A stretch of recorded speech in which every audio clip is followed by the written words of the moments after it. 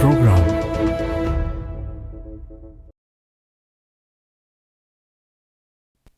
Hello friends, Namaste.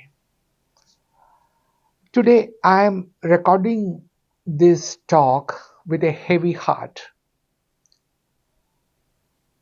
My heart is heavy with the weight of injustices witnessed daily, injustices that gnaw at the very fabric of our society.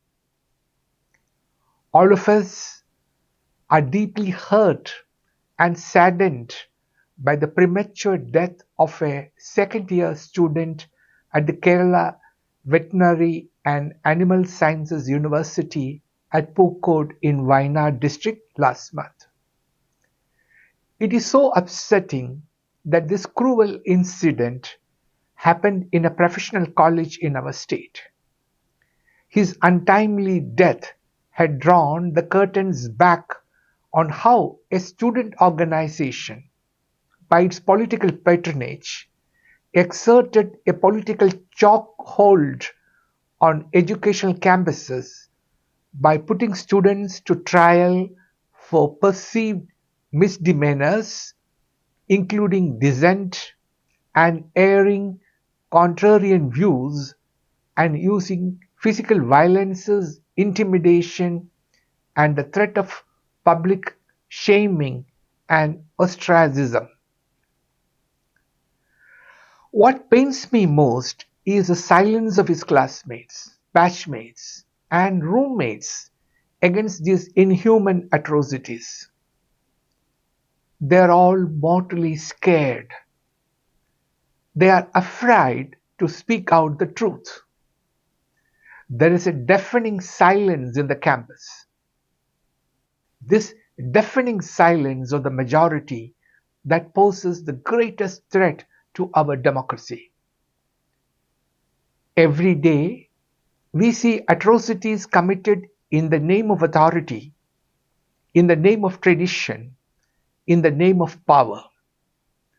And yet, what do? We turn a blind eye, we cover our ears, and we go about our lives as if these injustices do not concern us. My friends, they do concern us.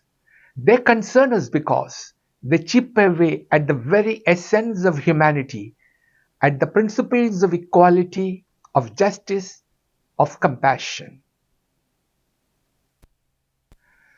One such injustice that plagues our educational institutions is the tyranny of ragging and moral policing perpetrated by those who claim to be leaders among us but are nothing more than criminals in disguise. These so called student leaders, with their misguided sense of authority, subject their fellow students to mental and physical torment, all under the guise of tradition or discipline. But let me ask you this: since when does tradition justify cruelty? Since when does discipline equate to humiliation and degradation? It is time for us to rise up and say, enough is enough. It is time for us to reclaim our institutions, our educational institutions, to reclaim our voices, to reclaim our dignity. We cannot afford to be silent spectators in the face of such cruelty. We cannot afford to let the actions of a few tarnish the reputation of our educational institutions.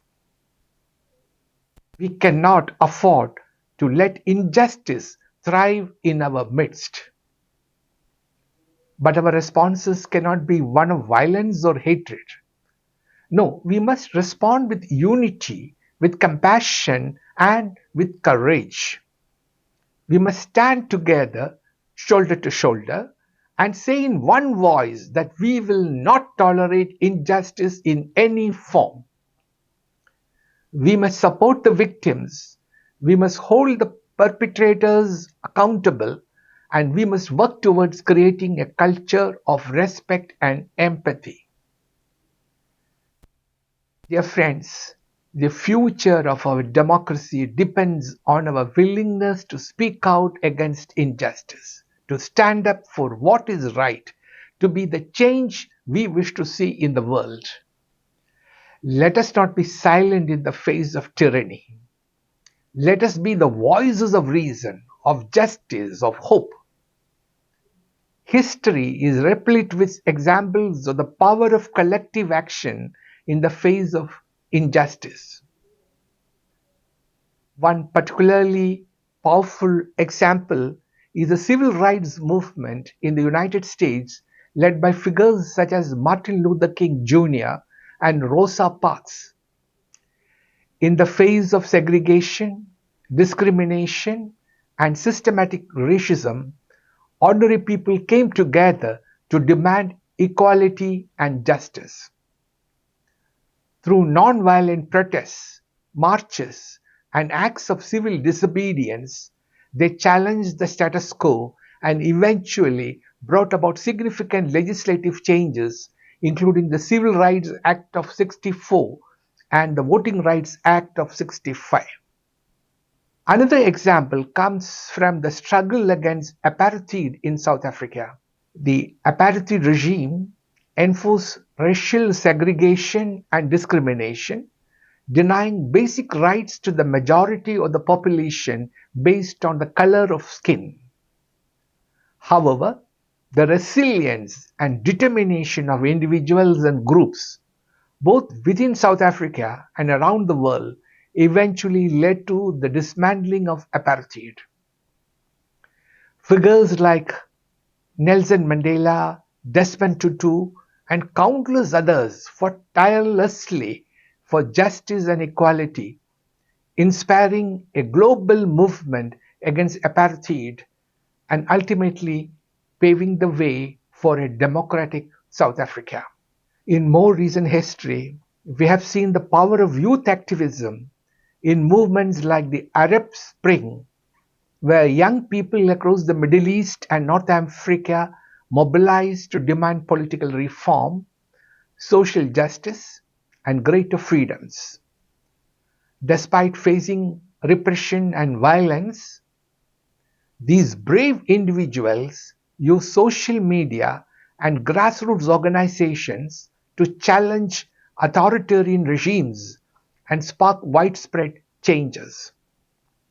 These examples from history demonstrate that when individuals refuse to remain silent in the face of injustice and instead come together to demand change, they can achieve remarkable results. Whether it is fighting against racial discrimination, oppressive regimes, or other forms of injustice, collective action has the power to shape the course of history and advance the cause of justice and democracy. Together, we can build a society where every individual is treated with dignity and respect, where justice is not just a word but a reality. Let us rise to the challenge before us. Let us be the champions of justice that our world so desperately needs. Goodbye from me till we meet next week. Thank you.